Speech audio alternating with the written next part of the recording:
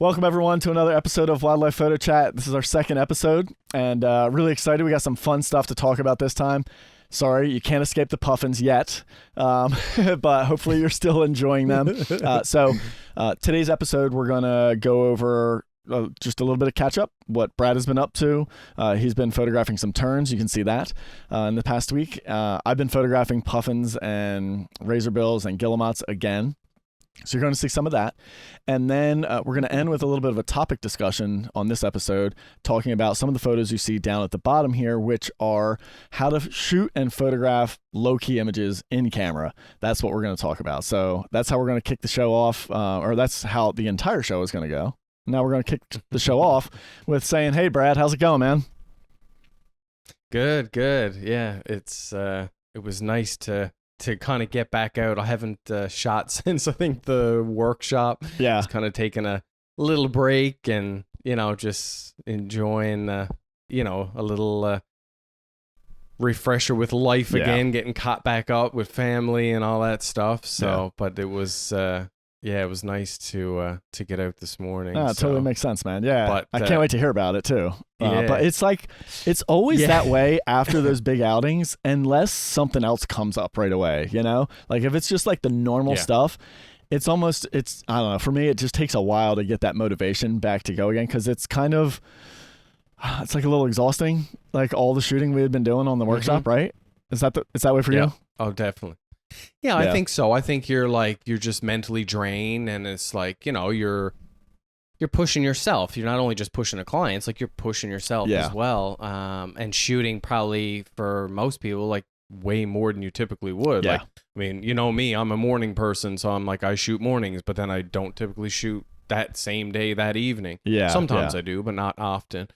So, shooting it back to back to back, like you kind of like get your fill, you know what I mean? Like it's like, okay, I've had, enough for a bit. And I agree. Like, I think if I came back during a time where, there was something happening or there was a change of like my grade or something, that was kind of like urgent to kind of go shoot, I think I would have. But right now it's that like transition period of like shorebirds are showing up and, everything else is kind of mellowing out. Songbirds are. So there was no big real urgent thing. Yeah. So my goal this morning, talking about shorebirds, I was going to go to kind of like, one of my go-to lakes to kind of play around with some greater yellow legs. At least that was my hope.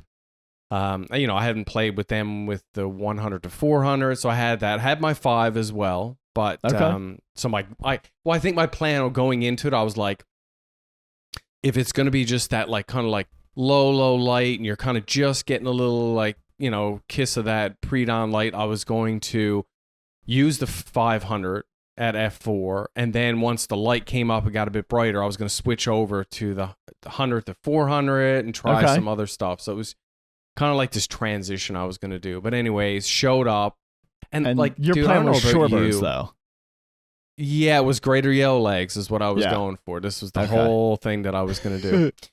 And dude, I don't know if you like, especially when you were back in Jersey and stuff, like you had places you go, like there's certain times a year when those places are like they're prime, like they're kicking off. Sure. And it's like, right now, yes, I know the birds are there, but I knew in the back of my head, like it's been so dry here. We haven't had any rain. I kind of had the feeling that the lake levels do fluctuate. Yeah. So I'm like, I bet you they're going to be super low, or there's going to be a lot of vegetation showing. Like it was just, I knew in the back of my mind, I'm like, this is probably not the best time to go yet. And sure enough, like I think too, the water levels in this particular one spot, they can get so low that the greater yellow legs can almost go to so many other places. Oh, gotcha. So they're a little bit more kind of skittish. They're in different areas that aren't like as pretty, I guess, or like as photographable. So I moved around. I tried to get the light was nice. Like I think it was very similar to what you had this morning. It was like that smoky kind of like, you had some of that? Had this beautiful glow. Oh, I had glow. I was like, really? Oh my God, give me something. I was trying to line some stuff. I switched to the 100 to 400 to kind of show more sky, but no way. These birds just were not playing. And then so anyways, at one point you weren't able to get near them. Yeah, there was, I think 3 or 4 greater yellow legs, a couple lesser, and I think 1 spotted sandpiper. Okay. But anyways, yeah, they were staying in one particular area. I left them for a while, and I kind of just bunkered down, lined up a composition because I was hoping one was going to come by at 100. And then, of course, the whole worksome just flew across, landed in this big lily pad patch that was like not out in the center, but close enough. And I'm like, oh, this is just a bust. Like, Yeah. there was nothing else really happening. So I'm like, you know what? Gonna leave there, go to a different pond that I knew the terns would probably be flying. And I thought, well, maybe some greater yellowlegs do hang out there sometimes, but I haven't spent much time photographing them. Anyways, when I showed up, sure enough, like terns. So there's a colony not too far away from this location. And I'll tell you, like, just to be totally transparent, it's on the top of a building. Oh, really? Actual colony is. Oh, it's so weird. Like the top of the building is full. It is. Yeah, it's been known. Like they know. I think they got things up to kind of help protect them and whatever. Okay. But yeah, so it's right on the top. I think for some reason the building has like asphalt or has like crushed stone on top. Yeah. And I think they have all their nests like on. Anyways, Fascinating. so they leave there and come to this particular pond, and it's just streams of them. Like they're steadily going. They're all getting a little small, like stickleback fish. So it's like dive after dive and come. But there's one particular spot that the sun comes up behind and gives this beautiful glow. Yeah. The terns don't always go into this particular spot, but you get the occasional one coming through. So I had my chest waders on. I kind of went out in the pond, kind of like stood in one particular area and just, started shooting away. Because if you don't and you just stay on the edge, you're too far to the left that it lines it up. So you're getting like too many gaps in some of the trees. Gotcha. So you're then just getting more like sky. Yeah. And I really wanted that glow coming through the trees. And, at this point it was like creeping into like that hour after sunrise. So because of that like smoky haze, I was still getting, a decent glow on them. Like it wasn't, decent. Like it's freaking beautiful. Like I love like your idea of decent and most people's I think are a little different, dude. I think so. Like, I said to you, I'm like, I didn't really get anything this morning. Nothing I was crazy. And I think the reason being is because like I know the potential there. I can feel the potential of like that first bit of light coming through and having really like those trees in the back just glowing with that, really nice orangey red kind of tones. Because there's nothing behind those trees to kind of block anything. Okay. So you get pretty much the first kind of light. So like in here you're getting that in extra there orange and glow. Like, yeah. Exactly. And then even if they did go into the sky, then I could still get some like either silhouette really stuff with really nice color. And so it's, it's on my radar now. I'm like, it's a location I've kind of played around with before, but really never made an actual dedicated outing to go there. It's always been a secondary thing that I've just kind of gone over to. Gotcha. And what I love about this image, go back to the last one, is like, that glow is just the light coming off of the water. Oh, like, underneath. See how that the left side? Over here. See this? I get it. Yeah. Because it's coming from the bottom. I see. Oh, nice.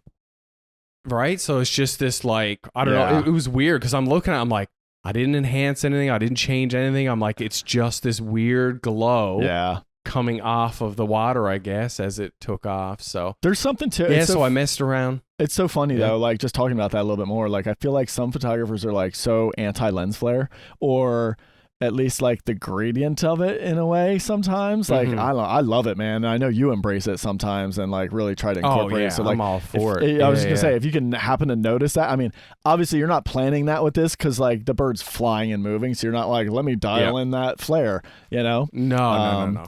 But like, yeah, dude, like it's crazy. And like just the glow, like it must be from underneath too. Like you're getting it there. You know what I mean? Like you're getting some glow coming off the water and everything. Like the glow is just so good on that. And that little fish. Yeah. I know. Was a nice little bonus. Yeah. Right. And then another sequence with I kept a little bit of droplets and like Love these it. aren't like crazy. Like these are just quick as I shot this morning. So I was like, I just want to get these quick edits up. So, There's some fun. But I'll tell you one this thing. background is going to be the one that really glows in the early morning. I mean, it's still pretty, but I know what you're saying.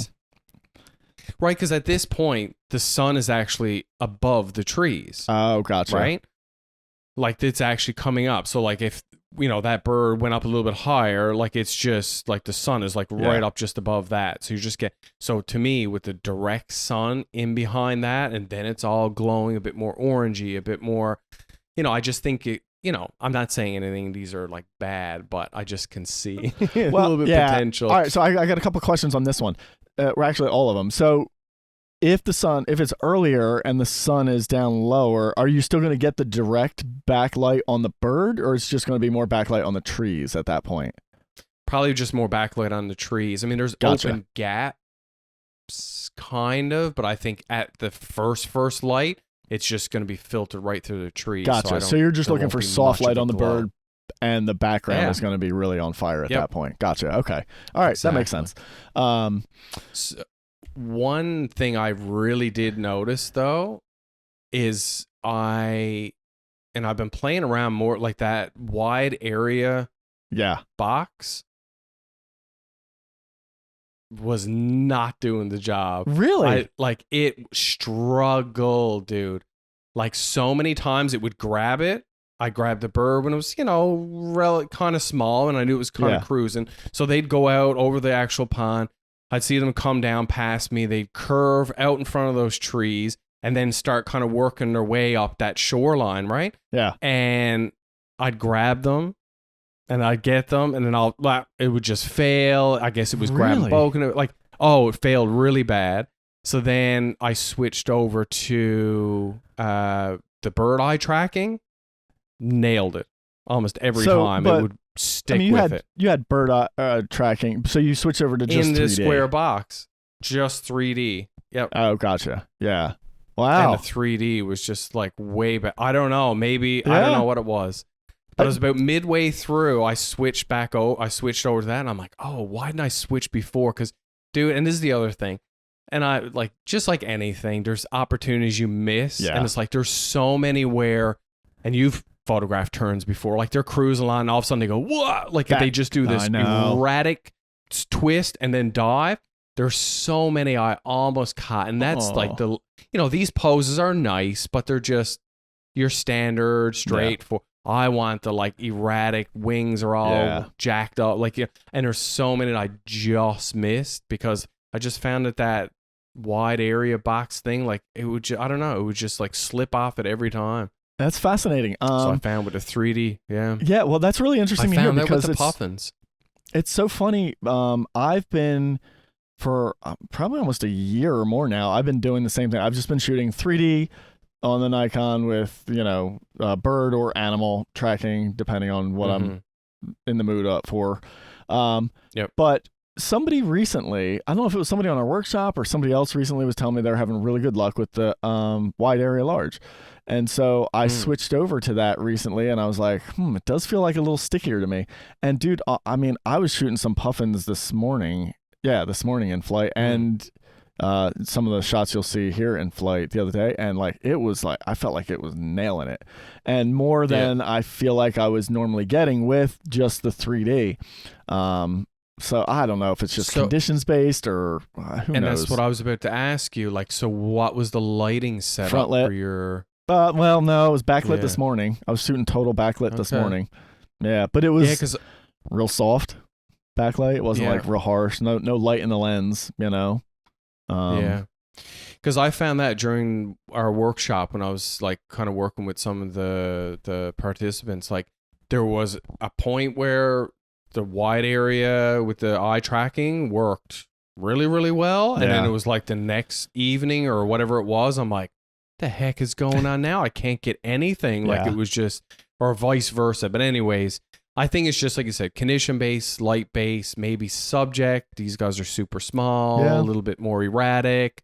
I don't know what it was, but I just found when I switched over to that, it worked. That's cool. It worked well. Yeah. So all in all, it wasn't a bad outing, I guess. I guess the lesson with the focus thing is, and I think it's the case for no matter what you're shooting, doesn't matter what brand or any of that stuff, at least the lesson for me is don't get stuck in one thing, like if you're struggling, if you're noticing you're having issues and like losing it, try another setting, Now, I think you can easily get into, I'm going to try every setting and then just like, be messing with settings too much that you're missing half the shots. But I think if you have like 2 or 3 kind of normal go-to settings that do work in many conditions, try others and see if it improves your results in that moment. And if so, then sure, go with it. Like, just don't be hard-headed about it and stick with, which I'm like super guilty of doing, and I am too. The other thing I wanted to point out too is like, I look at these photos and I'm like, damn, they're beautiful. But I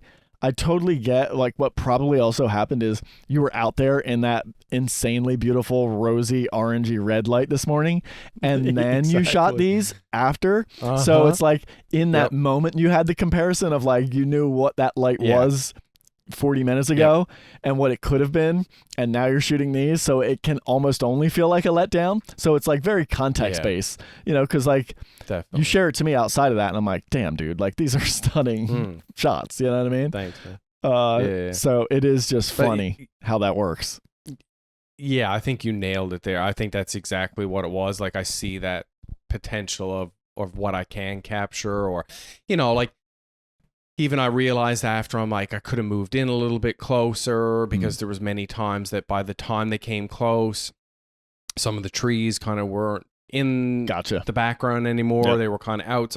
So just my positioning, I could have changed more. I just kind of got locked into one spot, and I really should have just adjusted. But, going for, and then again, the light's going to be over a little bit more. Like, it'll all line up. So it's definitely, on my list. I'll probably try again next week, because the realization too, I was like, I really want them up in the sky or up in the tree, so it could be a windy day, and you know what I mean? Like, I don't need to go on a day that's calm. Oh, nice. Like, they'll be, flying there, and actually I was thinking if I can get the right winds, it might actually slow them down. I'll get some other kind of cool stuff. So so I'm going to play around with that a little bit more, because like I said, the lake part right now, that can wait another little bit. We need to get some desperate rain happening here or something to get the levels up. So in a way, what I'm hearing, Brad, here is that like, this is nice that this mistake happened this morning. Not mistake, but like that the original plan didn't happen, because you found something else that you can play with when the conditions aren't good for those certain things. Definitely. You know what I mean? So, I just, hey, glass half full kind of thing there, right? Exactly. Yeah, for sure. That's cool, man. Nice. I'm glad you finally got out, and it was probably nice to just be out again with the camera in hand. Oh, definitely. Yeah. It was nice to kind of, I need to get kick-started again, because like I said, shorebirds are coming, so I was like, I don't get too rusty and wait too long. So yeah, it was really nice to get out. That's cool, man. Not out there crushing it like you've been doing. So back to the Puffins. Well, here, I'm going to do a quick plug real quick before we get to everything. Yes. So I went out, gosh, the day we got back here again after. So we hung out with you for about a week after the workshop, just hanging out, doing some fun stuff. Then we came back up here, and then the next morning I went out in the morning and I shot a lesson. So I shot through the viewfinder, got the wide stuff. I shot one of the lessons that I like to put together of me photographing the Puffins, and it was all with the Z8 and the 100 to 400. So that was kind of like the camera setup I wanted to do. And that's kind of what I've been doing with these lessons lately, is like, I'm going to pick a gear setup and kind of go with that as the sort of theme for the lesson of like, let's see how to approach shooting whatever it is I'm photographing with this camera and this lens, because those lens choices obviously make a difference. You know what I mean? For sure. And so, this was all this is just a sampling of what I've shot that morning. And it was one of those mornings where it was like, you get a whole portfolio of stuff, like everything from like just the beautiful dusk dawn tones to the sun popping up, really interesting, silhouettes of the sun, the glittery bokeh, some backlit stuff, side lit dramatic stuff, light shots, and then these like spotlit, front lit effects.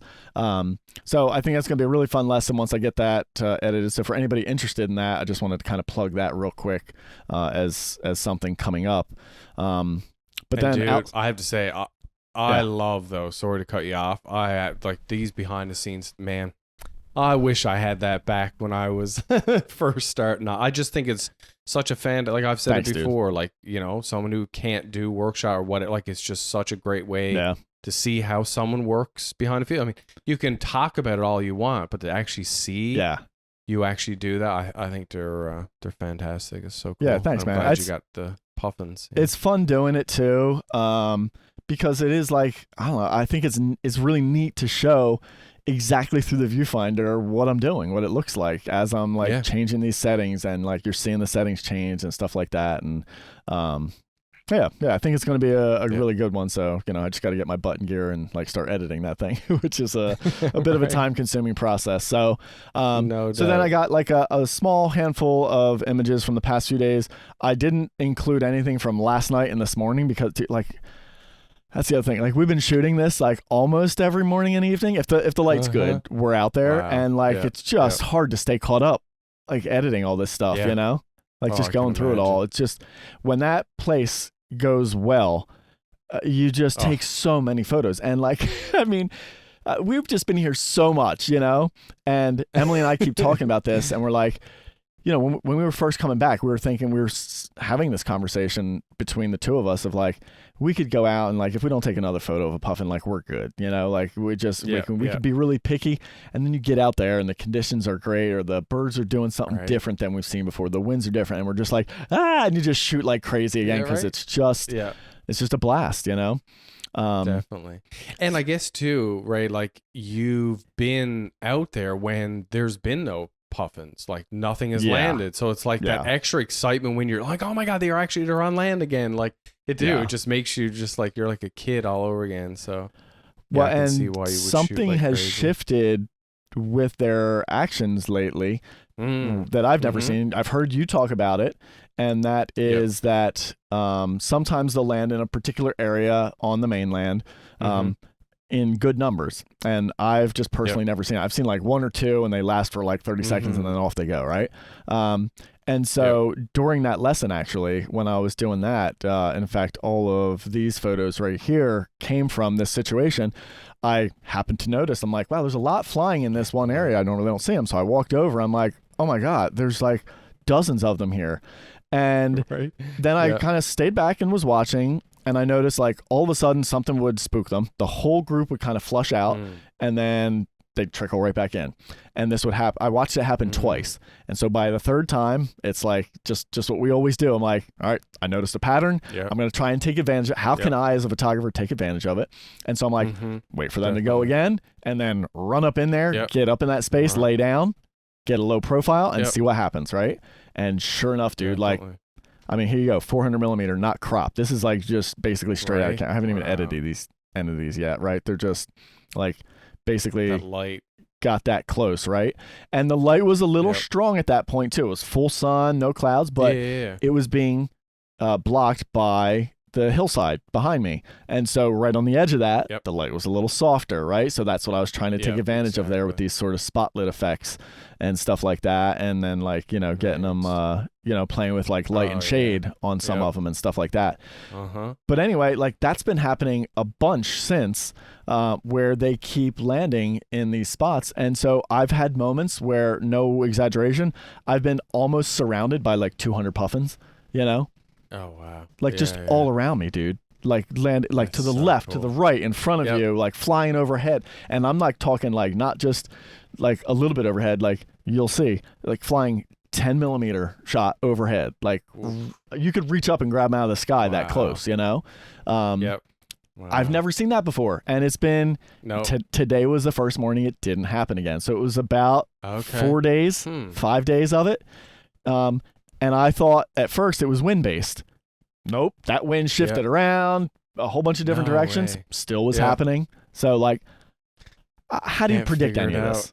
Cannot figure it out. You just go with it. Yeah. Yeah, exactly. You just got to be out there a ton. But it's just exactly. Yep, that's what I was just about to say. It's just a great example of just being out in the field, and you just got to go with how wildlife reacts and be there to capture whatever you can. Yeah. So I got a handful of shots to go through, That's and cool. so for Yeah. everybody watching today, I'm going to ask these questions to Brad, but they're always asked to you too. Let us know in the comments what you Definitely. think as I go through these. Yep. Which one do you like better? Do you like a shot or not? When I'm asking these questions, and when Brad's asking questions, like that's what we want. We're looking for the interaction here. Let us know what you think. And so my question to you, Brad, and everybody watching is. Does something like this work for you? Where for me at first, in the moment of taking it, I was like, turn towards me, and he just never did. Yeah. But then I saw it on the computer. I'm like, there's something that sort of feels like it works here of him like coming out of, because he was just tucked in this little kind of cove over here. Something about him like coming out into that space. And so I was like, I don't know, does it work? And I kind of wanted to hear what you thought, Yeah, so for me, exact same feeling, I think that like you just mentioned about the kind of eye contact. Like I think most images, like right away, are like eye contact. But then when you sit back and look at the whole scene, like to me, it almost feels like he's coming out of his burrow and he's just about to go back out to sea. So he's looking out back. And I think because you have that grander scene and all those elements to look at, like it kind of makes you then go and look at it. Like you're not your eye goes to look for the eye contact, doesn't, but looks out at the rest of the scene that the bird is looking at as well. So I think to me it definitely works. I love those grasses kind of like leading all in towards the bird, and like I said, just because you can see all of the the cliffs and the sea stacks in the background, I definitely think it works. That's cool. Can you pick out the one thing that's the most annoying to me with like the habitat and the puffin? That grass just below his neck area? No, it's this damn rock. This rock, like, if he there. was like one more step this out way, further, and feeling like he was more out on the edge, I think it would even lend more towards the feeling of what you're talking about. Yeah, I know what you're saying. But like in these wide scenes, I'm always so like zeroed in on those like weird sort of head, body, neck intersections of background lines, and.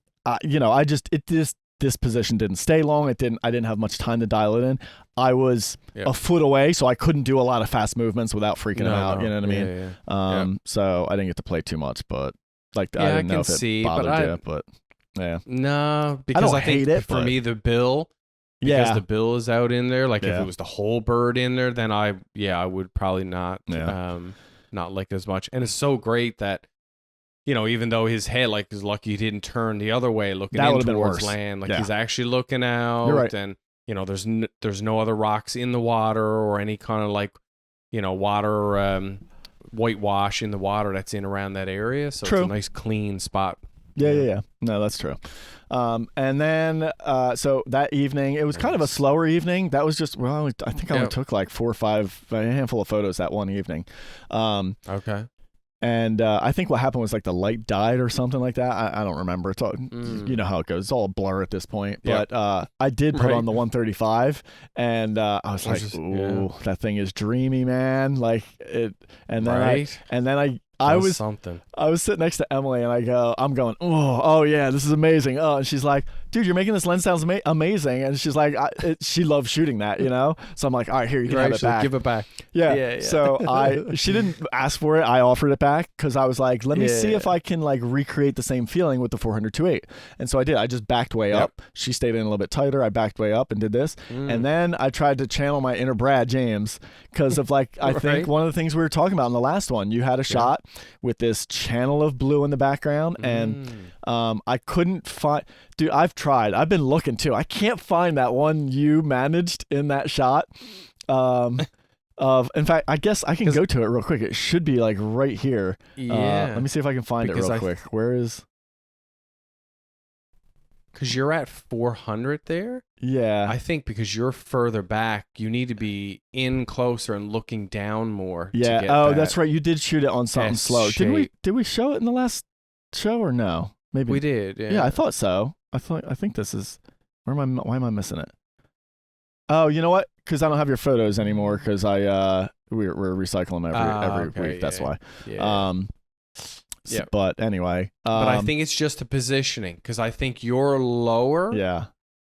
than what my position would have been. So you're getting one section, but if you were in a little bit closer and shooting down more, you would have got the other part of that. Because you were around 200 millimeter, down I that think. way. When, on I the think one so. you shot. Yeah, it was around there. Yep. Yep.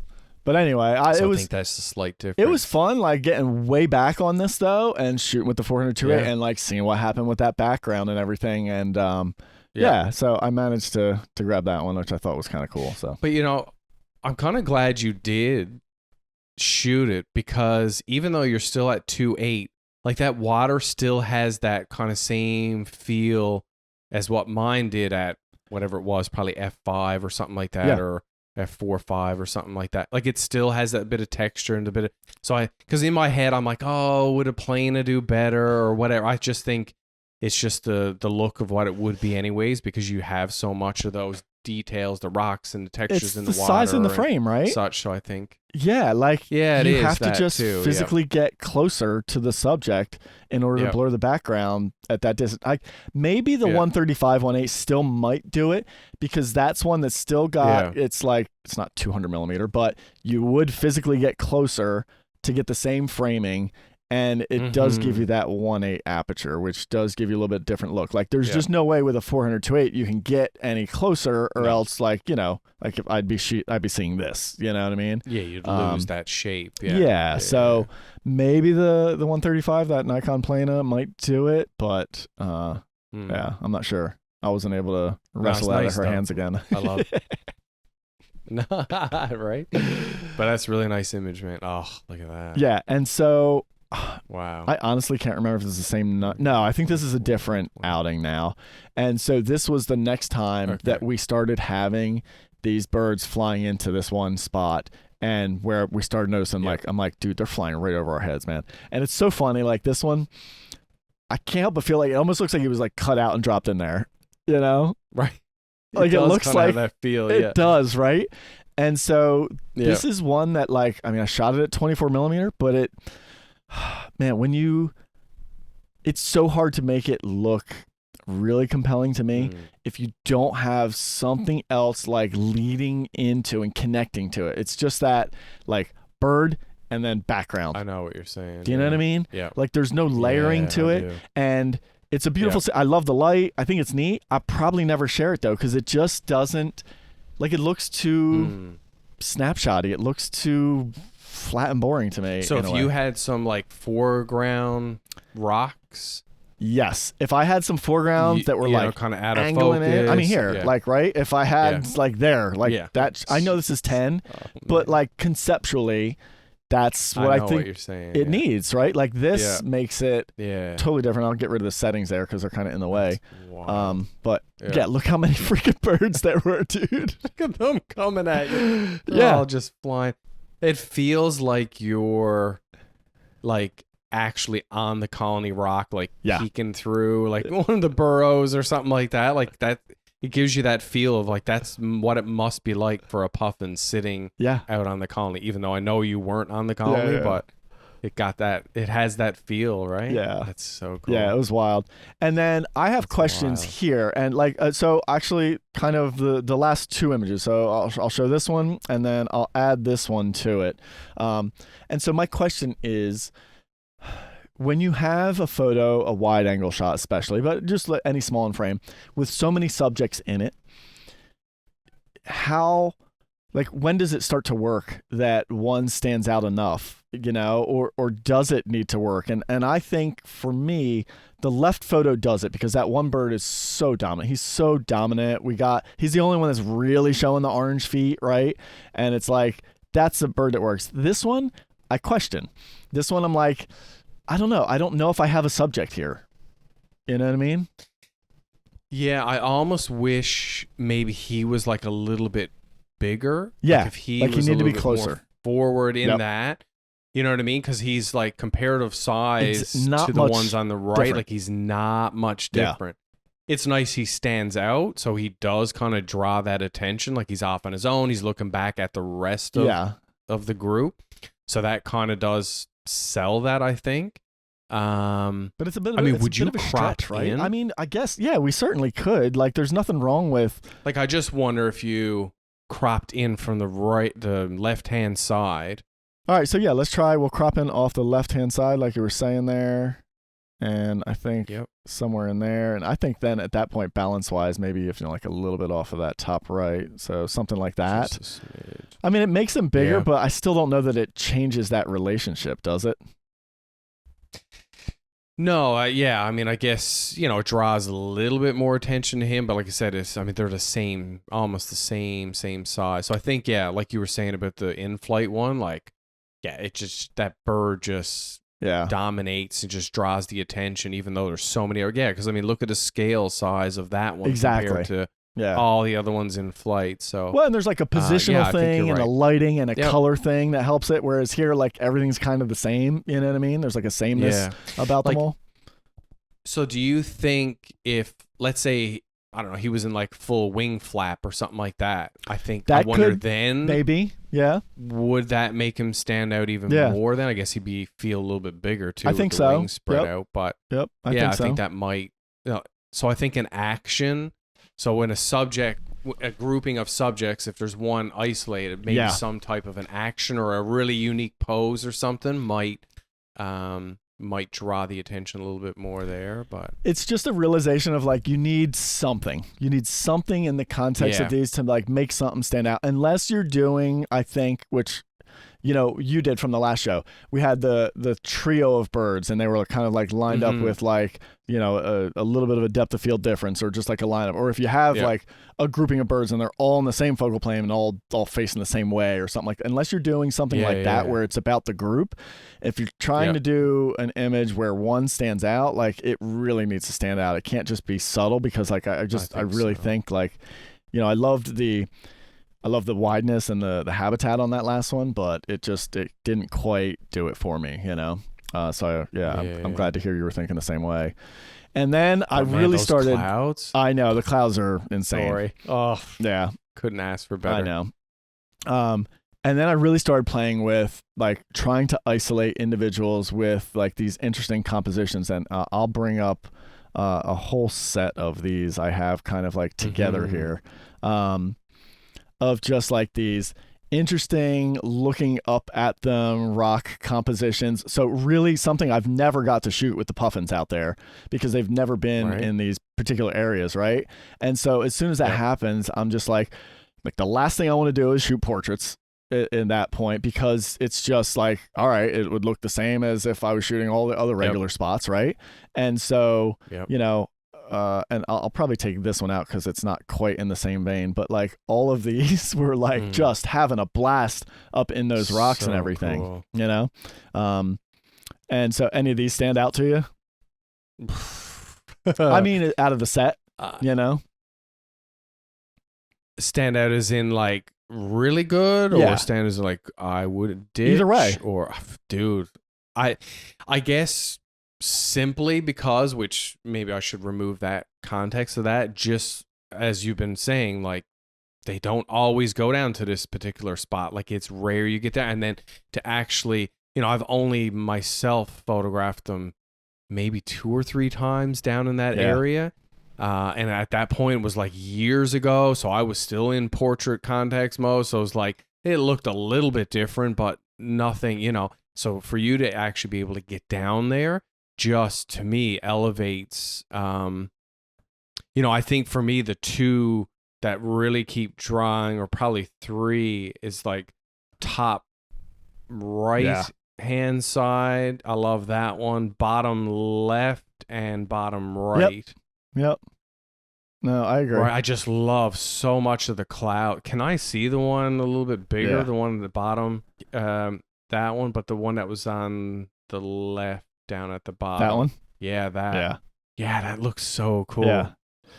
I don't know, just like, again, like you feel like you're actually in one of their colonies. Yep. Yeah, these were all the 24. Right. And then I love when you really dig in, you get to see like there's like more puffins like lining back there and stuff like that. Way off in the back.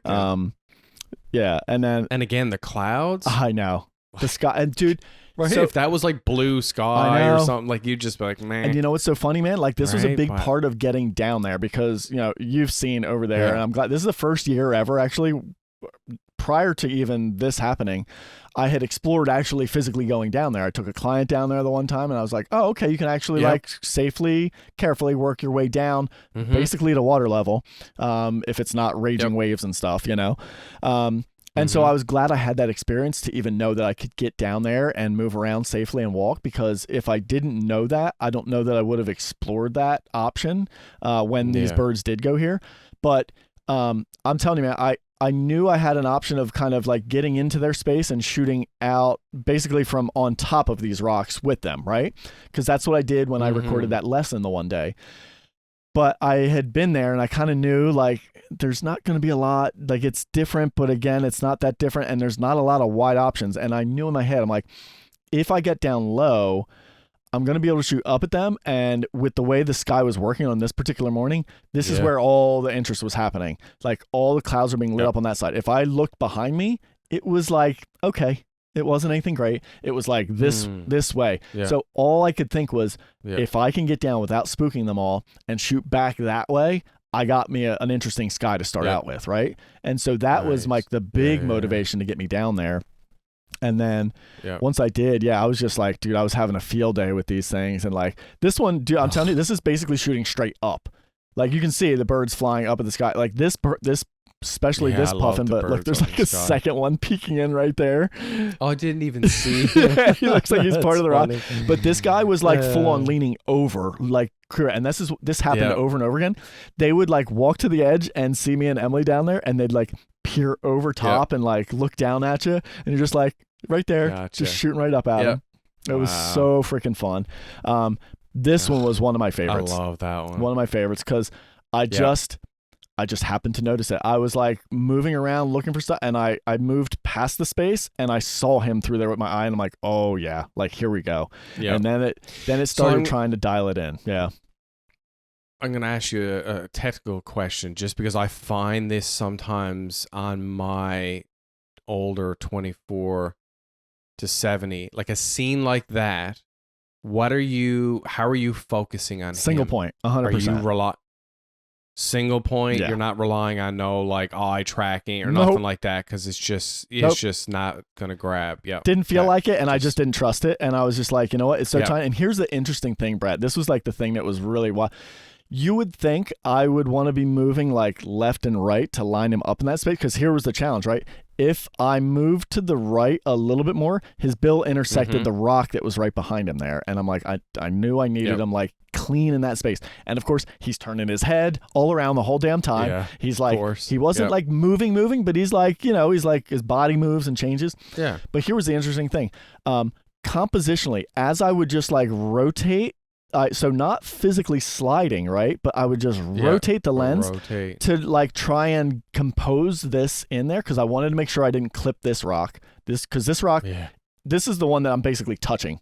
Like, in fact, my lens hood was like scraping against this on the bottom, right? And so that was shooting up, like jutting up over my head. But then it was like, you know, I would almost start out like a little bit more centered with my composition, be like, oh, okay, no, I need to rotate it. And just that tip would cause like this rock to overtake most of them, or this one. Like it was just that little rotation of the camera was like changing the alignment of everything in there. So I had to like start going, oh, I need to move my focus point exactly where I need the composition. Then go to single point, lock in on him, and then wait for him to move and just like hold that composition. And then I could do a little bit of and I'm talking, dude, like, you know, for everybody, like I could move like this much left and right. Like that was the window of getting him in that gap. And I love that stuff, that dude. Gap is so small. I love shooting like that. It is like, that's my jam. Such a different shot. Yeah. Yeah. It's my jam, man. I love doing that. Well, so puzzle pieces, right? That's like exactly what it is, dude. Yeah. Piecing all those elements together, and when you can get it all to line up so well, it's just such a thrill, right? And so this one I love just like the angles of it and everything. The dominant look.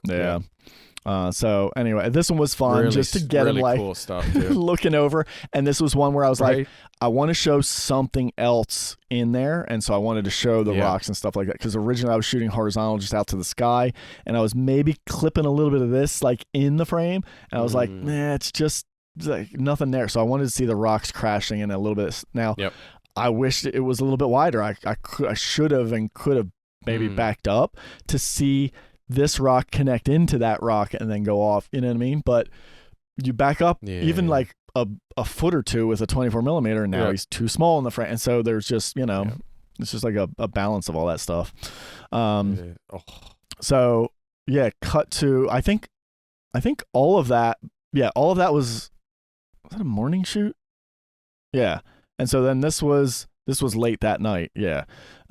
This was like one of the last things I shot there. We stayed out a 30th of a late. Second. So. Yeah, exactly. Right. You were pushing. Yeah, for sure. Oh, wow. And again, those clouds that night were just like, you know, just killer stuff. Oof. Yeah.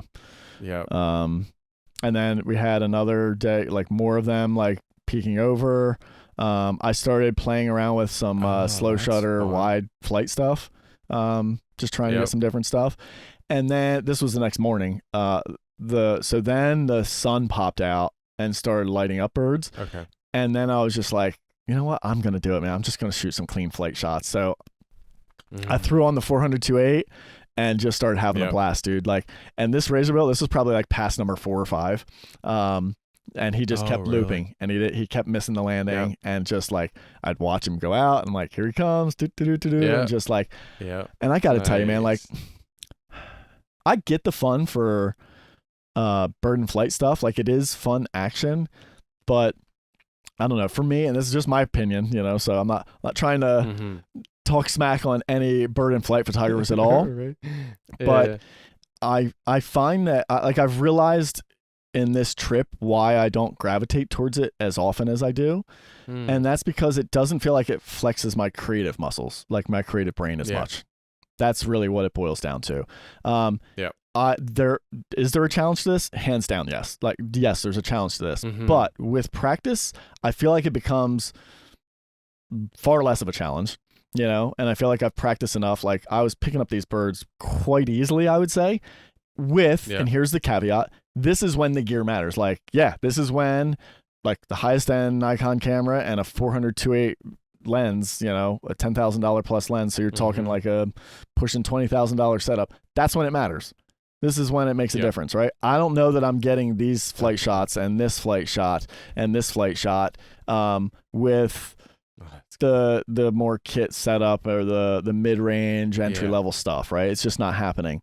And so to me, it's kind of like, well, if you have that level of gear, which I'm lucky enough to have, and you practice a bunch, it's kind of like, I don't know, I don't want to say it's easy, but it's easy enough that it doesn't feel particularly challenging. And even if it does feel challenging at times, it's not a creative puzzle to solve or think about, or I'm not flexing those creative brain muscles at all, because it's just like, here we go, and like if there's like a bunch of stuff repeating there, it's like I'm getting shots, man, you know. Yeah, exactly. And I mean, the thing is too, like, you know, try to get creative with in-flight stuff, like adding foreground. I mean, it's like just becomes a nightmare. Like, it's so difficult to like shoot through things, right? Like for an autofocus, like it just adds, you know, I'm sure you can probably do it, but it's on a whole other level. Yeah, and so that, I mean, like there's a perfect example. There are levels to it, right? You can do something with it, but like in general, just straight ahead flight shots like that. Yeah. But I will say this, I had a blast. Like it was fun. Oh, yes. Like watching it, tracking these guys zipping in and stuff like that. You know, and it's, you know, like that's the other thing. It's like, maybe there used to be a lot more challenge to it, but now, you know, this was one of the few times I did it, dude. 20 frames a second. And like, you're not missing, like you just get to pick out the wing position that's really good and stuff like that. And the low light was killer, you know, but, and they are compelling shots. Like they're fun, you know, like I love seeing these guys in flight. And like when you look at it, like the detail out of that lens for an in-flight shot is incredible, you know, like when you nail focus on these, it is like it's pretty impressive, you know. And so anyway, I did have a good time with that. And then really nice. I'm trying to think. Again, I don't remember. Maybe I guess end of the night, something like this happened. I don't remember anymore. Yeah, dude. looks end of the night. Yeah, it does. Like looking at that grass and stuff and the water in the background, it probably was a night. An evening night. But like, I know I shot this in the morning. Yeah. So then like, was this the only shot I shot that night? I don't know. But cause then the next morning we had this happen and next like, morning. yeah, next morning we're out to doing this. Ugh. And then, I love that perfectly clean line of light going across. Such nice. Yeah, I'm realizing what this is. I just have like just some portrait stuff here set aside. They're not totally in sequence there because I remember like this is all a bunch of evening stuff here. And so this is where I kind of want to talk about like evolving and paying attention to like the wide angle stuff, right? This is one I like. I think it works really well. I really pay attention to like the rocks and stuff behind there. I don't ever think I shot down on this rock that many times before. It's a clean rock. It looks really good. I kind of like it. I should pay attention to it more. Yeah, this is right out on the point. Yep. No, not all the way on the left point. It's kind of mid. There's like there's like a ledge that comes out and they're down on it. And so I was like leaning over totally to get this guy. But I was like, this is kind of fun. Okay. Yeah. Yeah, it is a really nice look. Yeah. Yeah, that rock is nice. But this is where I think I'm really starting to figure out like, I think this might be where the wide game is at there for me. If I can get off the ledge, like the cliff edge, and look up at them, man, putting them up against the sky makes them A, stand out, feel really dominant, and then B, you get to show your habitat, right? So here's a little evolution I did with that. I don't love the head angle on this one. He's like a little tight on the frame on the right. But the thing I noticed is as I was laying there, I'm like, the ledge I'm like laying on was kind of hiding some of the stuff down there. And this is one of those days where the winds were crazy, like had been all day, and the water, the ocean was just raging in there. So I really wanted to show that off. And so I realized that, noticed that, and I shifted out further to the left. So I'm like hanging the camera out further, and look at that. Like I want to point out like what a difference that makes, right? Like that shift out. It does. Like look how much more we get to see. And again, talking about with wide angle photography, connecting. Right? Like this is again a little bit of that like here's a whole set of stuff and then a cut and then something else, right? And I'm exaggerating, like there's definitely layers to it, but compared to that, like this gives me like this rock into this rock and then all the way down. And pulls me out into the ocean, right? Totally different feel. Yeah. Yeah, and I find that foreground element is not taking up so much of the composition like with the other one. Right? It's just this blurred out of focus. It's eating up more of it. Point. I found when you came out, then you've got the next layer, which is like a mid, and then you're out. So it's a better balance, I think. Yeah, great point. Yeah, for sure. And obviously better head angle, right? I paid attention more. Once I've dialed in the composition, I was like, let me wait and get a really good head angle there. So got that. Ended up coming over back to this. I started playing with slower shutter stuff, thinking that would be cool because the ocean was raging. It needed to be way slower. Like you can barely tell here. This is half a second. You can barely tell, you know. I will say, look how good these birds are at holding still. That's a single exposure. This is not a blend. That's a half a second. Nice. It's like he held still. And so, it just didn't quite get the sense of movement. But this shot, this is the one. This was my shot of the evening that night. I was thrilled. I was thrilled. So nice. And again, it's that hanging off the cliff thing and really trying to get just like the layering happening there. I love that you can actually like in a bigger screen, right? You can see the colony back there. You can actually see another person, which I might clone out. But it was all about putting them right in there. You know, I saw him walking up, and I'm just like, following that opening, just trying to get him to fit in there. I'm like, don't go. I don't want him up in the clouds there. I don't want anything like that's where he belongs. You know? Yeah, and then the water just like raging like that too, man. Yeah, really. It gave it the color, man. Yeah, I was happy with that one. And I just love too that like all those sea stacks really fill in that area nicely, and then that ledge that he's coming swoops down into that empty space. Like there's not a lot of like empty space. So it really, all of it layers. And I love that pinnacle kind of sea stack doesn't intersect with the one colony way in the back. Like it just lays out really clean. Yeah, really nice, man. Thanks, man. And so then I tried 10 because I'm like, let me show more. I couldn't get close enough. Like it still works, but 24 is better here. And like this is a great example of like where wider isn't always better. I wanted to show more of the ocean was my goal, so that's why I threw it on there.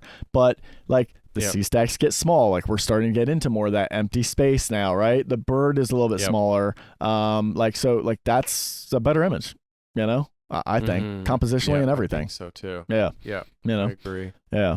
I ended up moving in closer, and then I had a bird up on this point. I was ready to get him, and then he turned around. He just never faced the right way. He walked off, and I just sat there for like 5 minutes, dude, just waiting. I'm like, come on. And then I watched them all just like walk away down the other ledge. And like all I needed was one to turn around, just come back up on the point after I had moved in. And like, no, it didn't happen. So I was so frustrated because it would have been closer, and I think I had dialed it in better, but it never happened. And then I found this fella in the green. I thought that was really nice.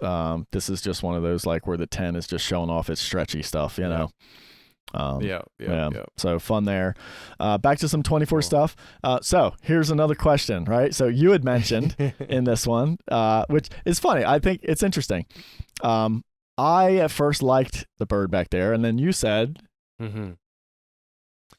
I found it just took away from that because I think the sun is so small, like it's such a small detail that like you want your eye to go to it, which it does, but then I found the puffin was almost like dominating over it. Like I'm wondering if the puffin was like further over, like middle, like right between, you know, puffin, then sun, but where it's directly over, it drew my eye away, and I almost wanted it more simplistic without it. Yeah, I could see that. So I have one, but his head angle sucks. Of course, look, right? look at the engagement there. Yeah, compared to that, I shouldn't say his head angle sucks. His head angle's worse than the other one. Yeah, because it's not. Yeah. So, in that case, Brad, which do you choose? Yeah. Well, yeah, I mean, in that, if I'm picking between the two, then yeah, I'd go with the puffin flying over. So the head connection, like the connection, the eye contact on the main bird trumps the bird in the background for you. I think so. Yeah. Yeah, because he's like not connected enough here, right? No, and it's like if his head, I think, was looking away, but then up. Yeah. So it was like he was like looking at the sun. I'd be like, okay, but he's looking down, which kind of is like, why is he looking? He looks a little frumpy there. That way. Yeah. Yeah, I know. But I think, like I said, if he was actually looking upwards just a little bit more, I'd be like, oh, that's the one, because he's like telling you, look at the sun, kind of thing, right? Well, it's so funny because I told you when you told me about, you were like, maybe the bird. And I was like, you know what? Good point. I didn't think of that. I was like, I know I have more, right? And so I went through and I'm like, oh, of course. And then next frame, he moved. You know. Next frame, he walked away. So, like, I just didn't have the shot with the eye contact and without the bird there. I mean, I could easily clone him out. Yeah. So there is that option, you know. But yeah. But no, I think, like I said, I think it's worth. Yeah, I mean, it's another element. It's just that for whatever reason, that's right. My brain went right there first. I'm like, Yeah. So yeah, everybody in the comments, let us know, which one do you pick? Does the eye contact matter enough? Yeah. You know, I think it does. I really do. And I think you're right. I think you can get away with no eye contact if other things are working in the pose. But like if we compare the two, that pose on the right just feels so sort of disconnected, almost like shy, turning away, like, you know, like maybe feeling intruded upon by the photographer. And he, you know, I said he walked. He just a bit. He wasn't like trying to get away or anything. He just like walked over here, you know, and then like messed up my composition. But that was about it. So cool. Some interesting layout. This is one where the trio. Trio. Dude, didn't take long. I was surprised to get all three lined up like that. Okay. And they're all close enough to the same focal plane, so I like that one. I thought that was interesting. That's really cool. Here's how close we got to shoot. This is what it looked like. And so that was us, right? We were down behind these rocks. So the winds were coming from behind us. So they were flying this way. So they would land there and not see us, really. Like all we had was our head or sometimes just the camera sticking up. Yeah. Nice. And it's I thought that was like a fun little That's behind the such scenes a cool, shot. yeah. Oh, really nice. And our little friend. And then our friends are back in their normal spot, so it's like hard to pass on one of these guys with that open bill. You know, it's just love them. They're such fun birds. And then so overlooked. I know. And in that same area, we managed to pull. There's a ton of puffins landing there now, so they're all over the place now. Yeah. And just a shy, cute, like something about this posture and the pose on this puppy one. Dog eyes or very, something. right? Like innocent. And I really love the two-tone background on it. I thought that worked really well. Me too. Yeah. And dude, this was one of the few times I feel like I've ever noticed the difference in the color on their eye. Like that you could see it separate from the black. I don't feel like I've ever seen that before. You know? It usually just feels like their eyes are just like kind of dark. Have you noticed it? Yeah. I have. Okay. Yeah, I've got some shots where it kind of shows that as well. I don't think it happens often though, you know? No. Yeah. This was one. Their eyes are weird, aren't they? They really are the unique. way they hit light, just a placement, a very flat placement or something in their heads. Yeah, what do you think on this one? Weird on their eyes. Does the foreground flowers in front of the bill bother you? No, I don't.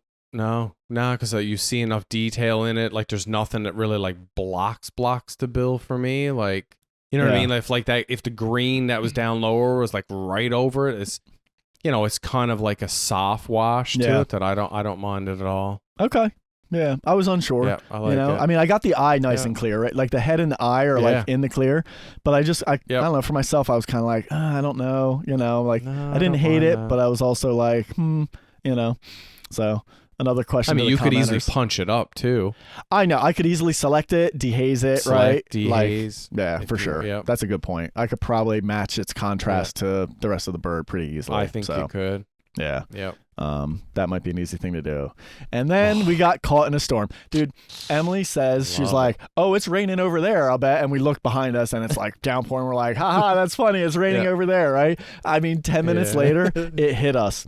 And so we loved it, dude. Like, number one, we were in this area already. It was just us and the puffins and nobody else, which, by the way, I gotta do a little like segue here because it happened again today, and just want to throw out a little bit of a photographer's etiquette thing for anybody that's newer, or even if you've been shooting a while. Like, listen, we're in a public space. Me and Emily know that.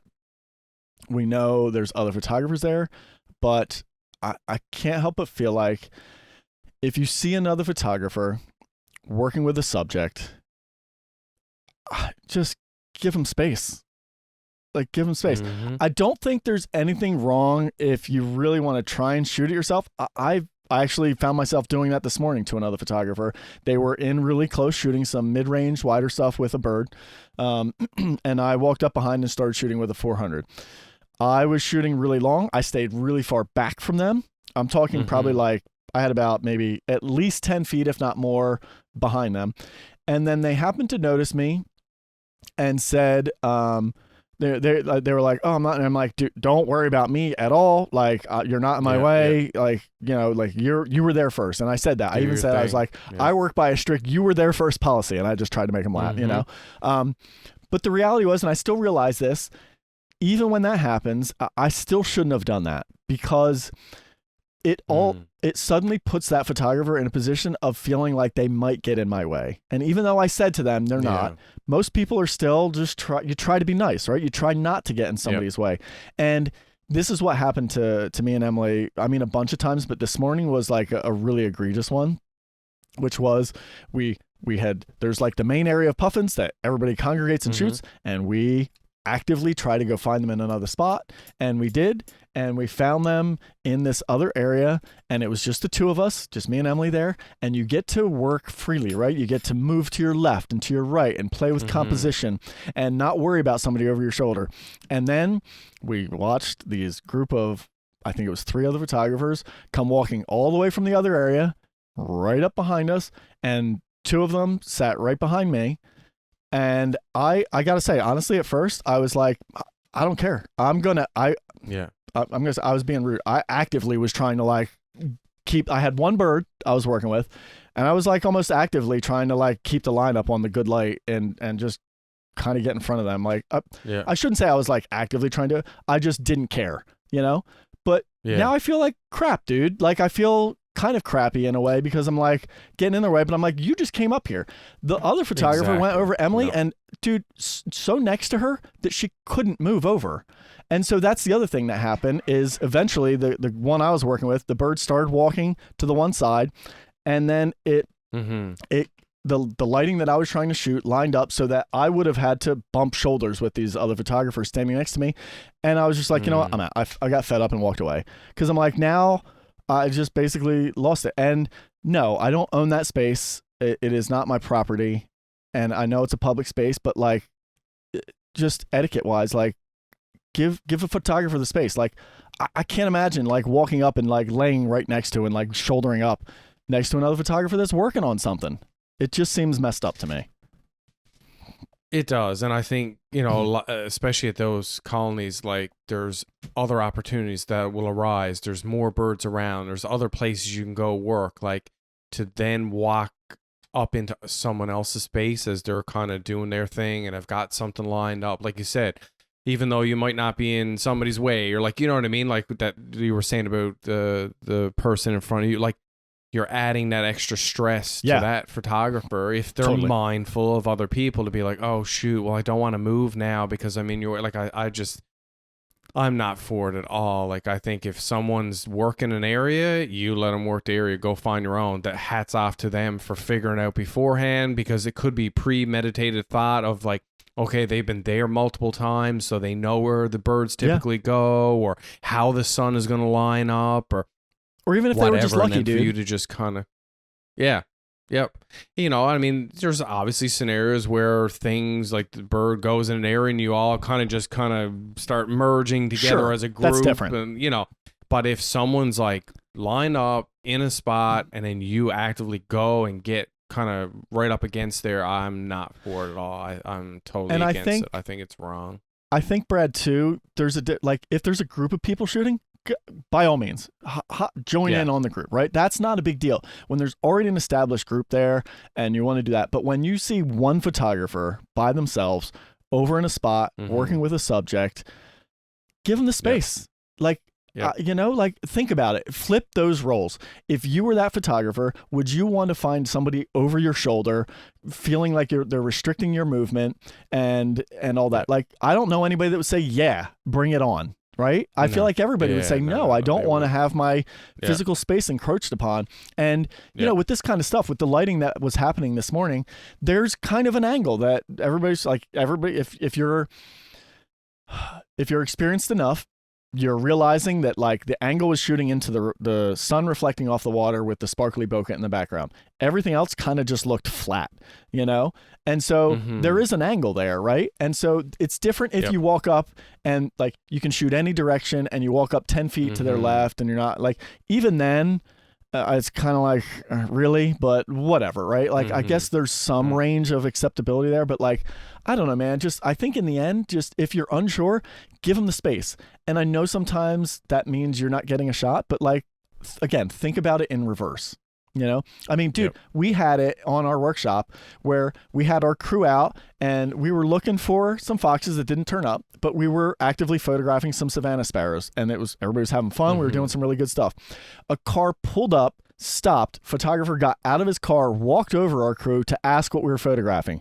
And it was great to say savanna sparrows because we knew most people aren't going to give a crap. And they looked at us like, really? Exactly. Yeah. And then turned around and drove away. But everybody was just like, are you kidding? Like you stopped and pulled in and just walked right in on a bunch of strangers and you were ready to just join in. Like, I don't understand where this brazenness comes from. And, it's also maybe one thing I would say if you ask, but again, you're now putting the photographer in a point of like, if they don't want you there, now they have to feel like rude to say no. You know what I mean? So like, and I'm not trying to say I never want to shoot with anybody, and I never want anybody around. I know I'm going to a public space, and this can happen, but I can't help but feel more frustrated when it's when I know experienced photographers are doing this, right? Because we had another person come up later, and you could just I'm assuming, I'm making assumptions, but just by the feel of their Mhm. approach and a little bit of judgment based on the gear they had, I was assuming they were just a little bit more of a casual photographer. And like, just, you could see like the way they were walking up to the birds and stuff like that. They weren't like doing the whole like get down low and like, you know, pay attention, like get that farther away background. Anyway, I almost didn't care that they walked up, because it was just like, yeah, they're just out there just like bumming around, and they were just walking by, like no big deal, right? But when it's like, when I know you know better, like, and you're just creeping up on us, like, come on, man. It felt so invasive in a way, you know? Yeah, so anyway, I just wanted to share about that and rant about it a bit. No, and I think the other thing for me too is like, because I've been in scenarios where I've like, you know, I arrived at a location 45 minutes beforehand, like lived down on a frozen lake for, you know, almost an hour kind of thing. Waited for like, I remember one scenario I had common mergansers that, like, you know, they don't typically come super, super close, and at this one spot it was just enough open water, and like I had lived there for, seemed like I said, an hour, like almost froze to the lake. And I mean, just as the moment where they're like forgetting that I'm even existing and the ducks are just starting to come, someone else arrives and just walks right over, because that's where the ducks are now coming towards me, because they forget that I'm there. Yep. And this person just like strolls right up, and I'm like, are you kidding? Like, I just been lying here for this long. Like, go to your side or go somewhere else. Right. But you know what I mean? Like, you obviously see that I'm right here, and I just spent all this time, like, you know, waiting for the birds, being patient, putting in that extra time, and then for you to just stroll up and then, oh, now they go the other way. It's like, you know, just like in your scenario, if you're working with one bird, one puffin, and because they don't do a stealthy approach and they kind of come up right behind you, oh, now the bird's gone, or goes the other way. And like, you probably waited forever for it to just make one little movement out into the clear opening spot. Nope, now it's ruined. It's like, really? Yeah. Like, I always, for me, I think about the person, and like, I don't know what time they put in. I don't know what effort they made. I don't know how much, you know, they're invested into this particular shot that they're having. So why am I just going to stroll up and then potentially ruin that for them? Like, I'll go find something else. And I'm like, you know, sort of talking, you know, like, I've done it. I've made the mistake, you know. I've even made it recently, you know. Like, I was just talking about that. I probably shouldn't have gone up behind that photographer and shot that, you know.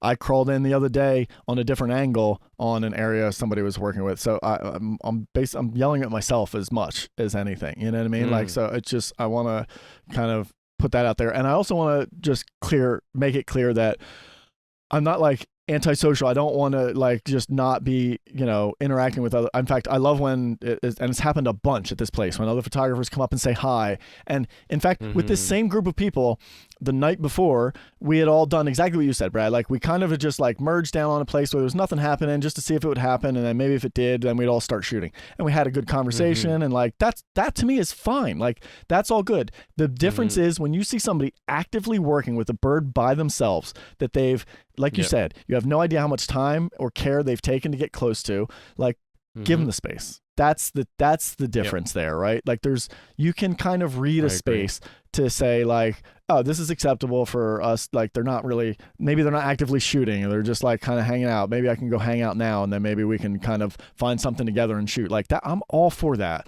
I'm not that antisocial, and like, I really do genuinely love meeting other photographers and having a nice conversand. But in that moment, when we're in the zone and working, and you creep up behind us, like, hell no, man. That's not it, you know? So back to the show. End rant. Rant. We got caught in this downpour. It was raining like crazy.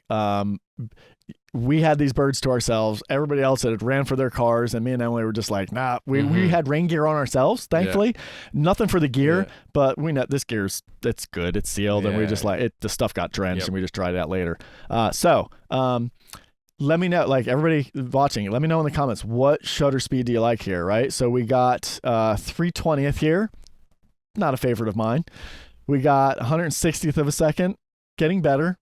Getting there. 100th of a second, that's a good one for me. And then we got 30th of a second, real streaky. What's your call, Brad? If I was looking at this on like a big 32-inch monitor or something, I'd go real streaky. Like, I love that kind of streaked out look. But obviously just looking at it like as it is even there now, like you see more of the context of the rain in the 100th second shot. So I lean towards that one. Yep. You know, it's that borderline, like it's almost got that choppy look to it. Like you almost want so what was the other one? The other one was 130? 160th, and I went all the way down to 30th. So yeah, I could have probably so split I even the difference. wonder if like 60. If splitting the difference would have made it just right. I should have. Yeah, I made a big jump there. And I feel the exact same way, dude. On this big screen, I love the streaky one. It's so dreamy, and you can really see the rain, but I know it doesn't translate small. And you were just gonna say, yeah. And like the 1/100th of the one, like you can tell how much rain's coming down. Yeah. Like with the other one, with the streaks, like it's just that, like you said, clean, dreamy feel. Yeah. But with the other one, a little bit faster, like you can tell it's chucking it down, like it's a heavy downpour. So, right. And so then the rest of it was so cool. trying to show that off, right? So here's another 100th of a second. This is when it really started hitting, you know? And I love in this, like you can actually see it like splashing around all these other different directions and like bouncing off. Yeah. So so you played with the shutter speed, and then in camera you were kind of like, yep, this is where you did land on that. Yeah. Okay. Yep. That was pretty much it. I just kind of was realizing like, I mean, I shot a bunch at 30th because I knew I did see some. And I was like, yeah, this is pretty cool. But I also knew like that 100th was showing it better. Yeah. So I ended up there. But yeah, I probably should have experimented with just a little bit in between instead of making a bigger jump. And so I just want to, I just want to point out like one thing for people viewing this, and if you haven't played with like long shutter speeds with rain and stuff, that's not gonna work every time in every scenario because rain falls differently. Like you know, the 1/100th isn't like, okay, now that's what everyone should go shoot with. You've got to play around. Sometimes it's coming down faster, sometimes a little bit lighter. It's not as thick of a raindrop, like as dense coming down. So you really do have to kind of mess around and find out what's best for that scenario you're working with. Great point. Yeah, totally, man. And we were getting slammed. It was heavy, big, chunky rain. Yeah, for sure. You could see it on that one. Yeah. Right? Yeah, got the Guillemot with it, which was cool. And then started 80th back there. Yeah. Yeah, there we go. Yep. So I guess I did mix it around a little bit. And then nice. I did start trying to get closer because I was like starting to notice like the beating up on them. So I was actively I threw the teleconverter in the switch. I wasn't when it did first start, I was on a wide lens and I did switch over. So I was just like hunched over the gear, like changing lenses out there. Yeah, dude. And then Emily, I love it. Emily's she just like set her 135 just out, you know, it was just sitting out there, just getting dumped on the whole time. And the stuff's fine. It really is. Like the gear can handle it. It can, yeah. But so I say I threw the teleconverter in. This lens has this built-in teleconverter, so I just switched that in to get closer. And then I tried to get really close. Like this one I loved. The green I wish was not there. I don't hate it, but I wish the green wasn't there. Yeah, or the placement was a little bit like it wasn't coming out of them, they were kind of moving. Thing. But I do. It was hectic. I know. It was crazy. Yeah, I shot 500 photos in like less than 10 minutes during this downpour. Like, because it was just we were just shooting like, and especially with the slower shutter stuff, I was like, I knew I had to put a lot of frames on it to make sure I get something sharp. You know. Definitely.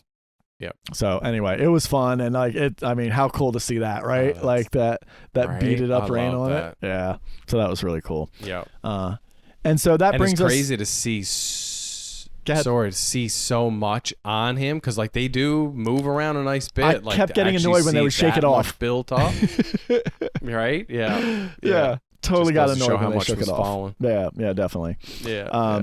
So let's just change the sequence here. We'll jump to, since I've been talking a lot, and we'll keep it in the Puffin line. And so now let's get into our topic today, which is shooting low key images here. And so I'll kick it off to you, dude, to kind of talk a little bit about it, what you think about, what you're looking for. And I think we'll talk about settings, but like I just have to kind of caveat this. There's never go-to settings, and you're probably going to see that as we go through these. You know, people ask me often, and I'm sure you hear it all the time, oh, what setting should I use for this? And it's like, it's all based on the light. You cannot just say these are the settings. Now there's some meter settings you can pay attention to that matter with this kind of shooting, right? And we'll probably see that consistently throughout the settings here. But anyway, off to you. Yeah, so typically in these kind of scenarios, especially like with the Puffin, so that first image that I shared there, like I remember this scenario kind of kicking off. We just had like this little gap of light opening up, and there was literally probably like 5 minutes, maybe. I'll even stretch it to 10, right? Maybe. Minutes of light left. So you're talking about the best golden soft light. So for me, a lot of times in those scenarios like that, like I'm looking for a darkish background. So then I can kind of, to me, then the light stands out even more. Especially then with the Puffin, I can kind of get them lost a little bit into that darkness of that background.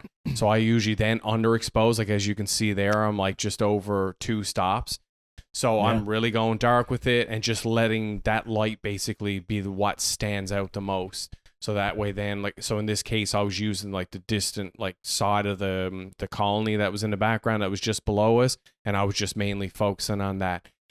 You know, in this scenario too, it gets a bit tricky because of the angle that I was at. It's, you know, you really got to pay attention to head angle. If he turns and looks, you're losing every bit of catch light. Yeah. You don't have that light illuminating that face. But yeah, so it's just all about that soft glow that I'm focusing on there. You know, I think you did some shots at one point during that sequence where it was like against the blue sky and everything. And even though I know the light still stands out nice, I always go for this more like darker, dramatic. It just, you know, just really accentuates that light.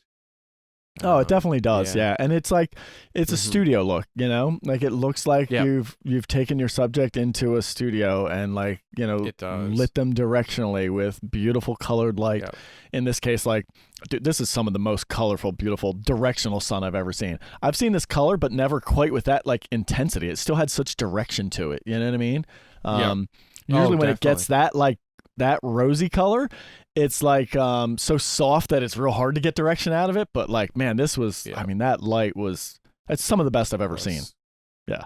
Oh, definitely. Like, and it popped too. Like, it was just no light, boom, and just everything. Like, no matter which direction you looked at, it just looked incredible. And it's funny, dude. Like, I know I see a bit of blue still in that kind of like that shoulder part there, but I even removed some of the blue that was in it too. Like, it was just wild colors, man. It almost looked like rainbowy. I think it fits it because it was like a full-on dusk vibe over top, so there was a ton of cool light coming down in there, you know? And we have the raw files here for all these, so we're actually going to go into the settings here in Lightroom into Develop to see them, and I'm going to show you guys, like, there's his straight out of camera, right? Let's do that. So let me I'll reset it, right? So we're talking shooting this way, like that's the difference, right? There's I've seen a lot of people sort of edit an image into this style, and I can't help but think a lot of times it just looks that way. It looks over processed. It doesn't feel right, because I think usually what happens is you know, and here's the edit that Brad did on this, just very minor. Like, look at this stuff, guys. Like, no masking, you know, just a couple little tweaks, a little highlight pop, little shadow pop, drop the blacks for contrast, you know, no additional saturation. Like, this is, I mean, you just saw it there, right? Oops, wrong way. There it is, out of the camera, basically. And I also hear people say all the time with low-key, they're like, oh, you got to underexpose it. And it's like, well, I don't know that that's really necessarily the right way to look at it. I think you're exposing properly for your subject is basically what you're doing. This is not really an underexposure. I mean, like, you lifted the exposure to 21 here. Like, that's, you know, like, not much of a lift there. And the highlights, I'm sorry, you lifted the highlights. You didn't even lift the exposure. I didn't even lift the exposure. I'm just exactly. The whites, basically. So I just wanted them to pop out. Totally. So, you know, this is more exposed for your subject. So the reality is you need directional light. That's what you need. That's what we're after here. We need directional light coming in somewhere and not hitting our background at all. Exactly. So the background here is in full shade. If that background was getting hit with that same light, this would be more challenging to do, or you'd have to start editing it. Definitely. And then what tends to happen, in my experience, is there's too much light around the entirety of the bird. Like this has that natural fall off right there. And, you know, if you guys are looking in a light controlled area, you can actually still see the back of the bird there. You can see that line. It's subtle, but it's there. But it blends naturally into that black background there with the direction of that light.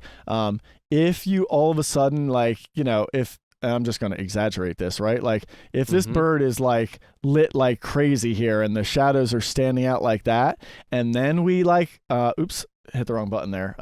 And if it's something like this, and then we do a black background and then try and like mask it in there, it's not going to feel right. It's going to be like, why is that bird so lit against that black background? It just doesn't. It doesn't compute. It doesn't like match, right? And so what our goal here in talking about this and showing these photos is to show like it can be done in camera. And when it does, number one, it's a great feeling to be able to figure that out. But number two, it looks incredible.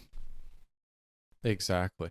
And the other thing, just to add to it too, like, you know, for me, it's like when you're thinking about these, to me, like especially in that scenario, like it's all about that light. So I don't want to like lift all his shadows and see all that like texture detail in his feathers. Like I want him to fade away, and then it's just that little glow kind of kissing the face and that front. Because that's legit how it looked there. So yeah, exactly. Right. That's how it looks to your eye when you're there.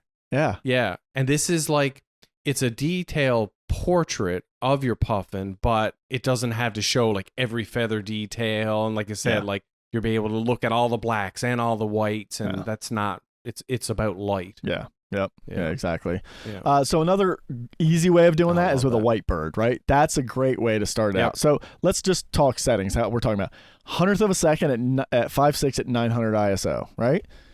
2,000th of a second at 5.6 at 500 ISO. Very different settings here.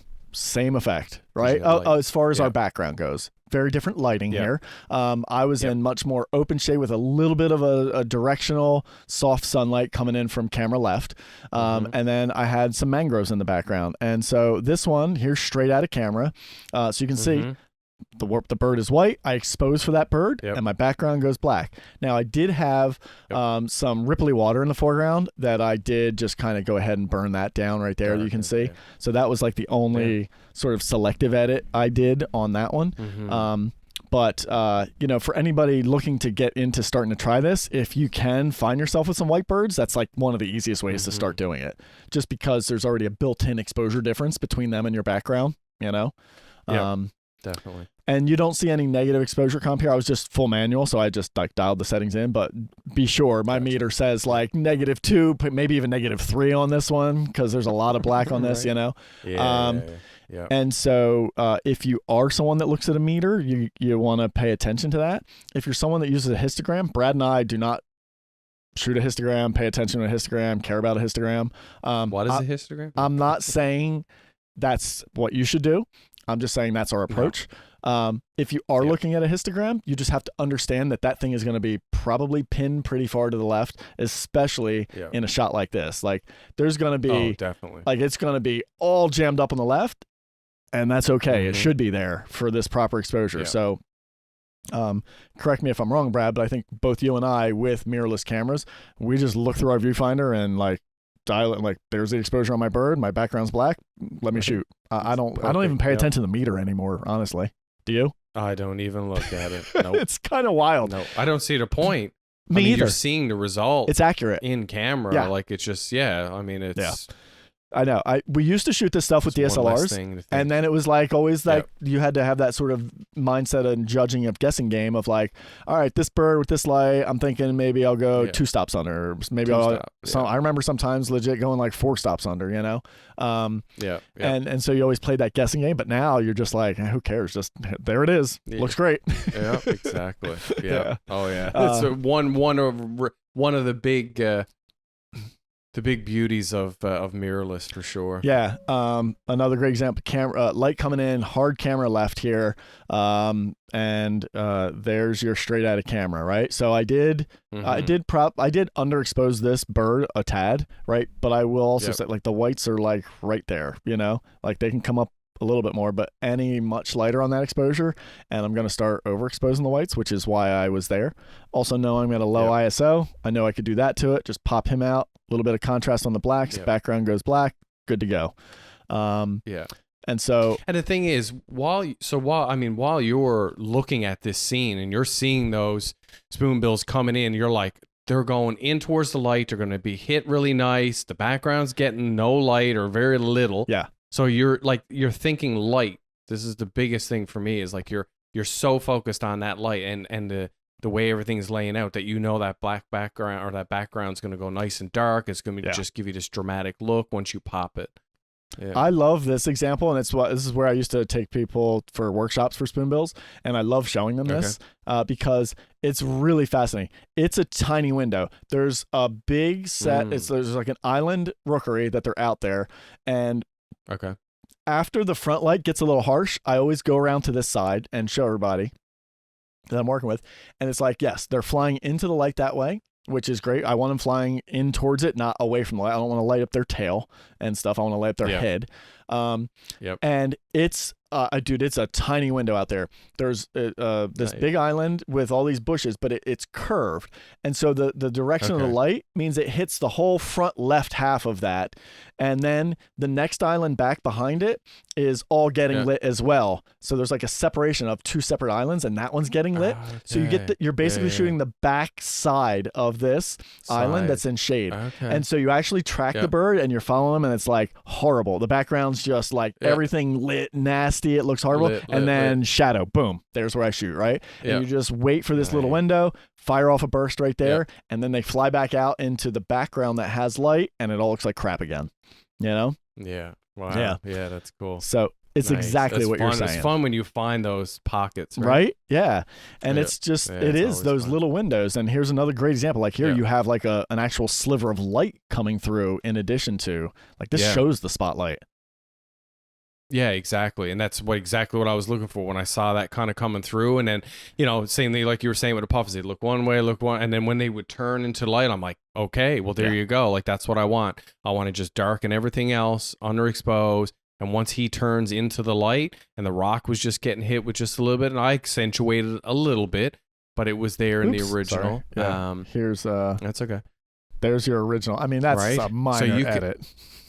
Yeah, but you can definitely see like where the light is kind of playing off that rock and off the face. So then I just give it all a bit of contrast and pop it a little bit, and there you go. So yeah, it's so cool to show how little you have to do. Yeah. Oh yeah, because I mean, if you're not looking for that dark background, if this was just ocean in the back, the light doesn't pop, it doesn't stand out, like it's just doesn't have that same dramatic feel. No. And I just love that, like with the Puffins where they're dark, they kind of fade a little bit and helps that face pop even more because it's white. And so all the examples we showed so far deal with some form of sunlight. So I have one last example I want to show of where you don't always need sunlight. So this was oddly enough right next to a building. The building was casting shade here, but the bird and the perch were right on the edge of that building. So it was just soft open shade, and they were getting hit right in the front of it. And then it was just like, it kind of went back into like a tunnel of vegetation and stuff like that. And so on this one, my before on this, it's so funny, I keep switching photos, but here we go. There's the before. Like that's how minor the edit is there, right? Like they're straight out of camera. So see how dark that background is, and you would think this looks like a bright spotlight, but take a look at those settings. 40th of a second at 1000 ISO. So it was not a lot of light getting in back there. And a lot of people ask us all the time, they're like, why would you shoot this at 40th of a second, right? And it's because I wanted dynamic range in this. I wanted to make sure I had the ability to recover any highlights in here and just have nice rich tones. And also this thing was sitting there a while, guys. I had plenty of time to dial in the settings. He was just chilling there resting. And so I think I started higher, and then I noticed, I'm like, man, my ISO's up there. And so I just like kept creeping that shutter speed down, Yeah. and I ended up with negative. I only needed -1 1/3 stop of exposure comp Yeah. on this one, because just the lighting that's the way it worked, right? Just but more even, yeah. yeah, it doesn't need to be direct sun really either, nice. So No, it you definitely doesn't. It's easier with sun, but you can find it other Yep. ways. Definitely. Yeah, it's really pretty. So there you go. Like a bunch of examples how to do that low key stuff. It's one of our favorite techniques. You can see it a lot in a lot of our photography. Definitely. And so there we go. I think our hour and a half episode should cover it. Right? Is that enough for you all? Yeah. Yeah. For sure. So thanks everybody. But if you have any other questions like about that too, like drop them in the comments below, and please, we can get back to you too if you have any questions, or hit us directly, whichever. Yeah, definitely. Let us know. That's a great thing to point out. We can easily revisit some of these photos and kind of talk over things a little bit more if needed. So other than that, we'll see you guys next week. We'll let you know what we've been up to in the past week, and maybe we'll have a topic next week. We'll see. Take care, everyone.